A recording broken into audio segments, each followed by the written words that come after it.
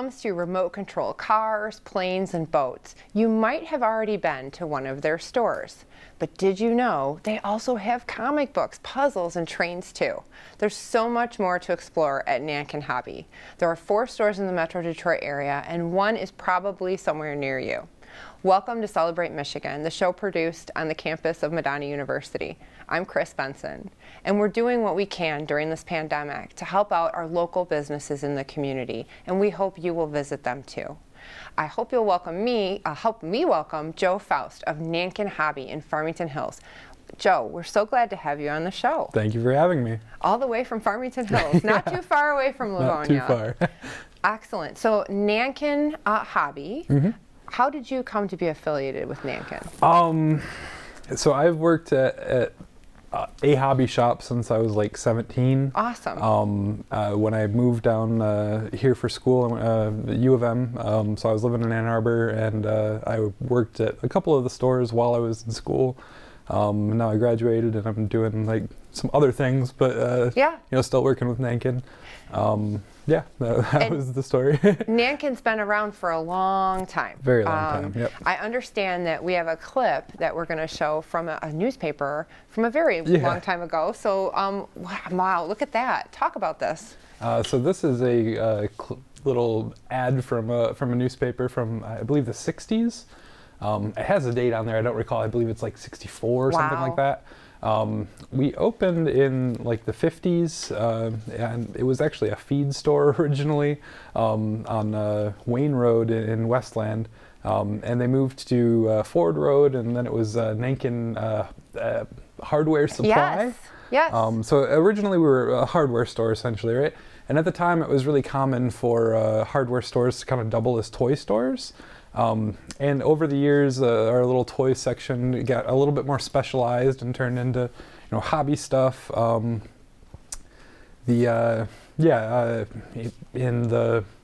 early, 20-aughts or so, I think like 2008, we opened another store that was, just hobby stuff. Hardware stuff is kind of served all over the place, but you don't see as many hobby shops. So we started expanding in that way. So feed to hardware to hobby. Yep. Awesome. And I understand there's multiple locations. Yes. I'm familiar, of course, with the one in Farmington Hills, but you mentioned Westland. Where else do you have stores? So on Ford Road in Westland, from the outside, it looks like a hardware store, but we got a hobby shop in the back. So stop in there.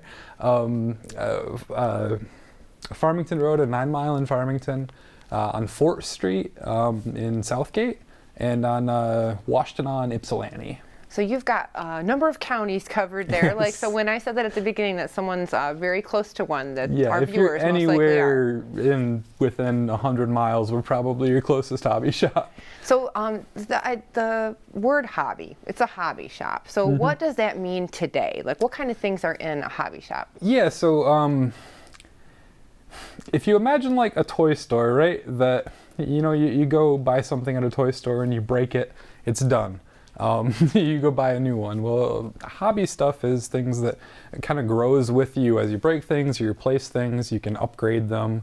And whether that be like RC cars or model trains, for example, where people are, maybe buying initially a train layout comes as a little circle or figure eight, something small. A lot of times, especially around like Christmas time, people get into trains, for example, to go around their tree, but then you can build it up with scenery and additional track. And I guess for me, like what differentiates like a toy from a hobby is that you can really grow with it, and more of a long-term investment.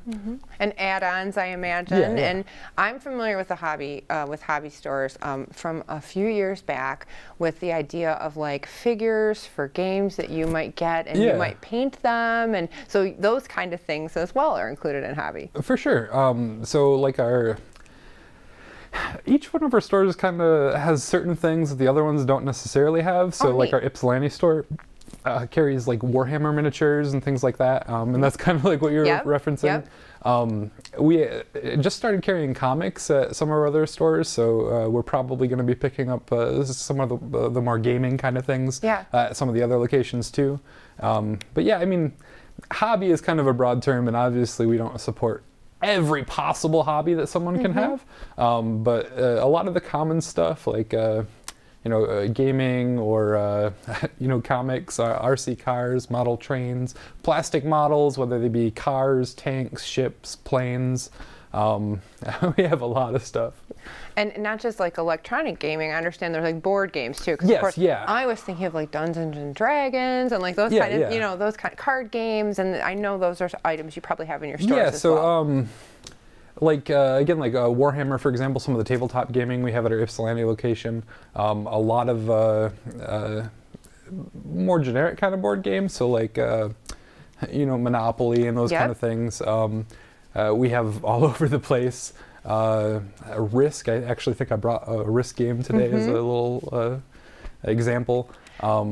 Those games have gotten so much more, relevant during COVID, but also I see so many variations on them. So it's not just Monopoly anymore. Like I remember being at a store. Yeah, we just got like a Ghostbusters Monopoly game. Right, because there's a new Ghostbusters movie coming out. So I remember being at a store and thinking like, I just want a Monopoly game. And I was like, nope. There was like 7 different kind of games there. None of them were straight Monopoly. So it seems like that there's lots of modern twists on these old classical games as well, which makes it fun. Especially during COVID, where everyone's kind of locked up and maybe playing the same thing constantly. Like that's a good thing to have, I think. And puzzles made a resurgence during COVID. That's a strange thing. Puzzles are, I think overall puzzles have probably done exceptionally well. So well, in fact, that they haven't done well for us because we haven't been able to get them. I think probably for the past year or so, we haven't been able to get any puzzles until very recently. Within the last couple of weeks, we got a little bit. So that's cool. So check it out now, because there's puzzles. Exactly. And I imagine you probably got these calls. I can just bet, like almost every day, like, "Hi, do you have puzzles?" And again, there was a shortage because everyone was buying them. Not even just that. Like it's everything. I think our store is kind of unique in that like. The demand for a lot of things went up because of the pandemic, and then there's also shipping delays and manufacturing delays and stuff, and it's really affected us in keeping anything on the shelves. Oh, I'm sure. Well, we're going to take a real quick break. We'll be right back with Joe Faust from Nankin Hobby. Stay tuned.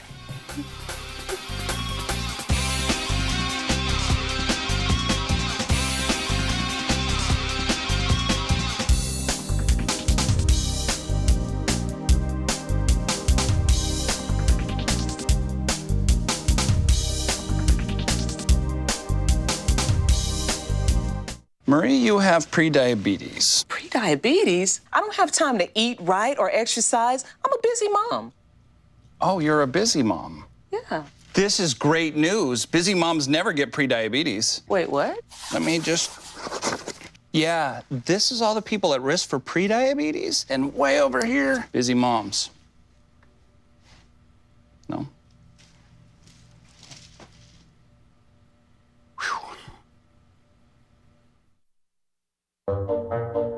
They call me Prince like I'm royalty or something. But the places I've lived ain't no palaces. So I don't need grilled salmon or a new scratching post. Just give me a cardboard box and a can of tuna and we're good. You can even change my name. I'm cool being the kitty formerly known as Prince.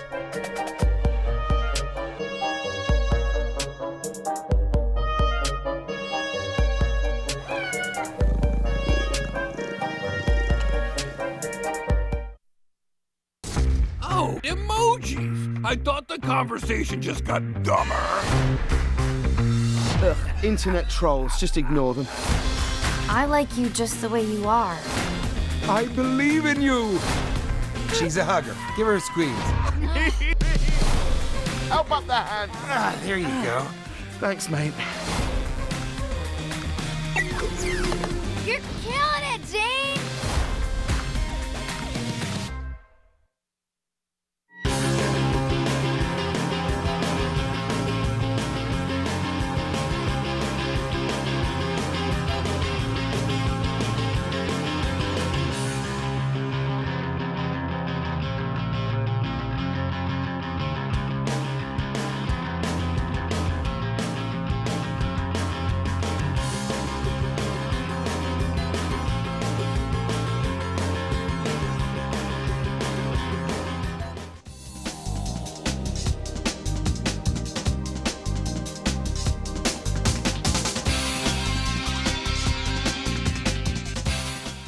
Welcome back to Celebrate Michigan. I'm Chris Benson, and I'm here with Joe Faust of Nankin Hobby in Farmington Hills and multiple locations, of course.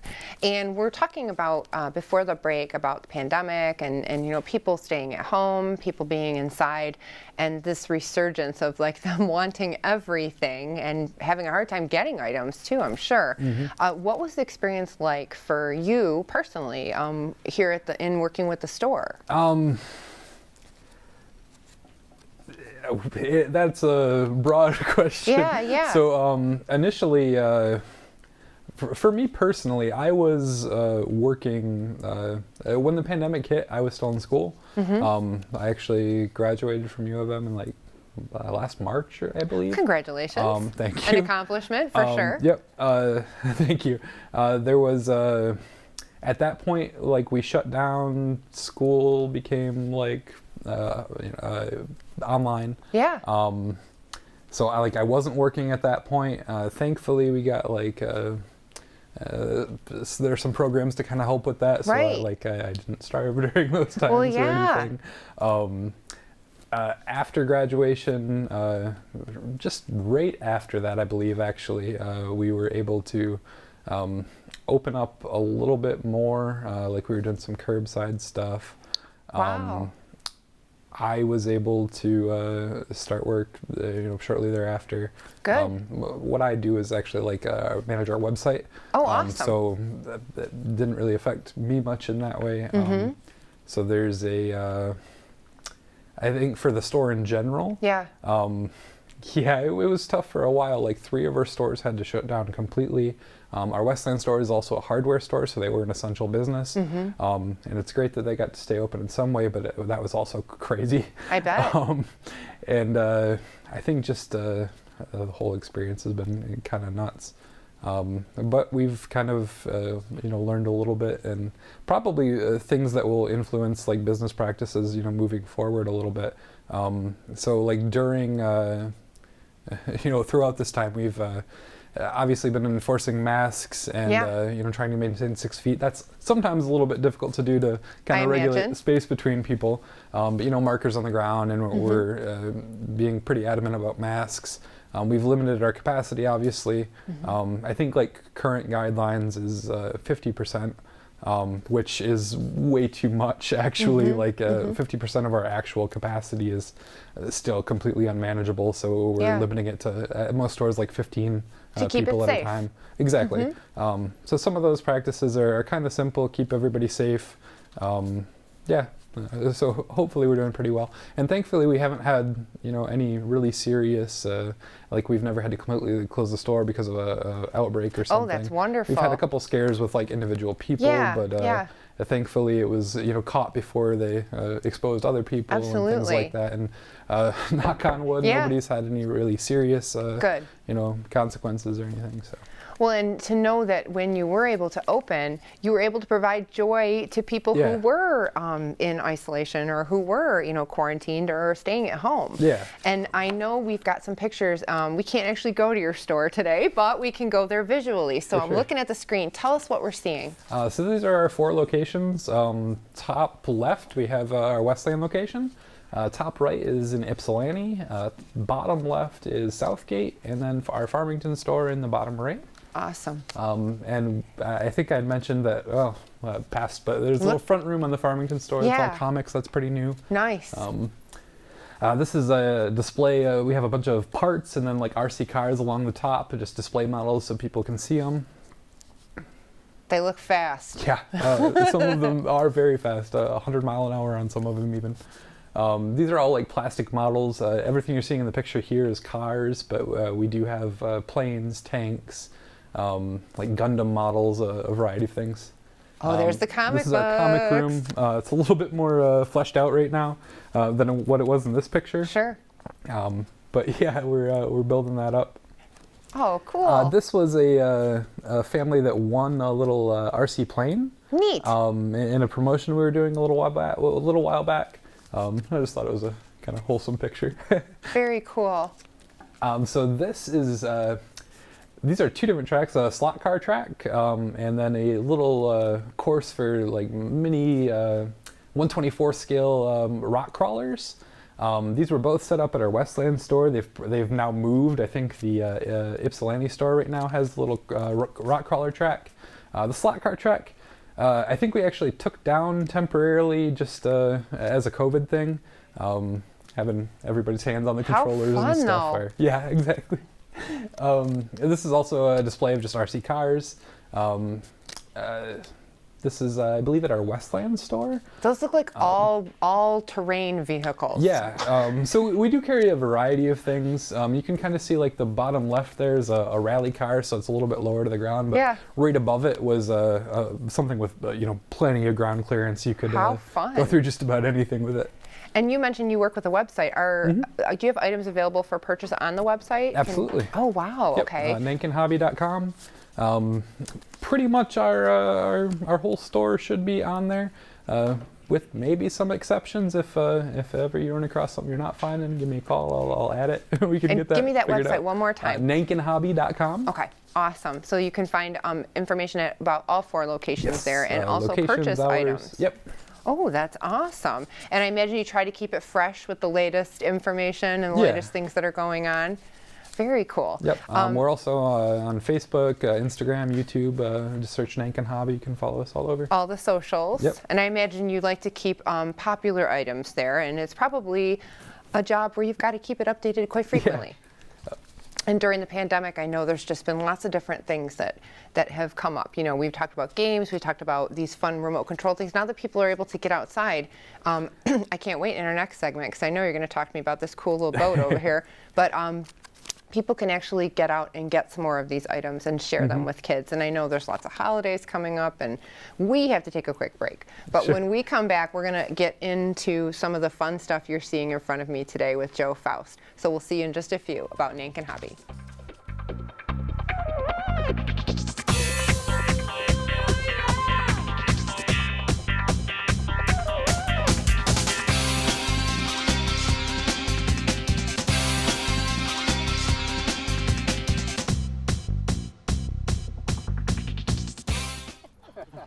Maria, so how's work?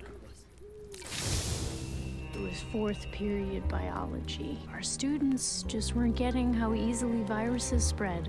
So Miss Bell and I had them role play a zombie virus outbreak. By the time they had all learned the lesson, all the living were dead. Hey, how's your job going? That big sales meeting I planned? Next year, I might get to go. Cool. So my uncle calls and he says he's dizzy and he's losing his balance. I'm like, Unc, you want me to take you to a doctor? He's like, no, I'm gonna look up the symptoms. I said, your symptoms are you're dizzy and you're losing your balance. So he said, I can't get on the internet because my arm is numb. I said, well, use your good arm and dial 911. Stroke's no joke. If you or someone you love is showing symptoms of stroke, don't wait, because it might be too late. Dial 911. Time lost is brain lost. I want to eat apples and bananas. I need to eat apples and bananas. Why can't I eat apples and bananas? Support the Feeding America nationwide network of food banks to help provide meals to those in need. Join us at feedingamerica.org.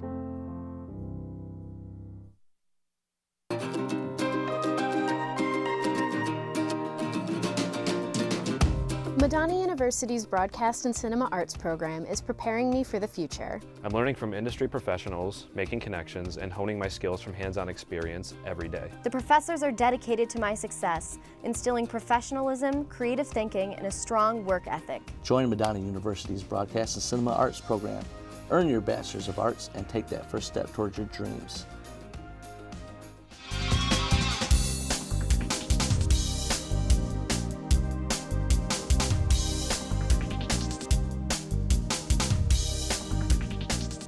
Welcome back to Celebrate Michigan. I'm Chris Benson, and I'm here today with Joe Faust of Nankin Hobby in Farmington Hills, and we finally get to do the fun stuff. We get to talk about the stuff on the table, which I've wanted to do since he set this up. So, Joe, All right, we're going to start with this cool orange boat that I just want to take out on the Madonna Pond, but I'm not going to because we're doing a show. So tell me about this. So this is the Pro Boat Stealth Wake.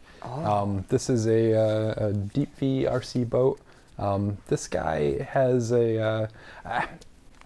I didn't want to bring like all of the biggest, most impressive stuff because it wouldn't necessarily fit on the table that I had here. So I thought I'd bring a smaller one. So this is the Stealth Wake.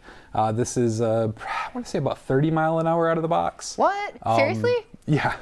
Okay. But we have stuff anywhere from, you know, little small things for like a pool to big like 36 or 48 inch boats that'll do, you know, 50 plus mile an hour. Wow. So yeah, boats are a pretty cool thing. That sounds like and we have fun. A really limited window where we can run them here in Michigan, but we have a lot of water, so sure, we're kind of in a good spot there. Awesome.